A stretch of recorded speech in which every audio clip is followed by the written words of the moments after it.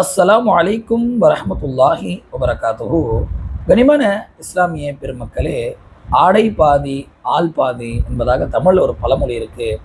ஆடை இருக்கே, அது ஒரு மனிதனுக்கு மிக மிக முக்கியமான ஒரு விஷயம். அழகுக்கும் ஆடை இருக்கு, அதே போல ஒரு கண்ணியத்திற்கும் ஆடை இருக்கு. ஆனால் ஆடையினுடைய மிக முக்கியமான ஒரு பங்கு என்னன்னு சொன்னாக்கா, அவனுடைய மறைக்க வேண்டிய பகுதியை கண்டிப்பாக மறைக்க வேண்டும். இந்த உலகத்துல நடக்கக்கூடிய அதிகமான தவறுகளுக்கு மையமாக திகழ்றது என்னன்னு சொன்னாக்கா, ஆடை இன்மை.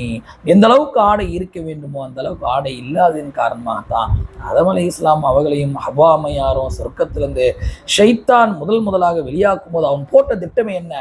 அவர்களை ஆடையை விட்டு கழட்டிட்டான். எனவேதான் அல்லாஹு தஆலா கோபப்பட்டு அவர்களை என்ன பண்ணிட்டான்? பூமிக்கு இறக்கி விட்டான் என்பதாக குர்ஆன் சொல்லுது. அல்லாஹ் அக்பர்.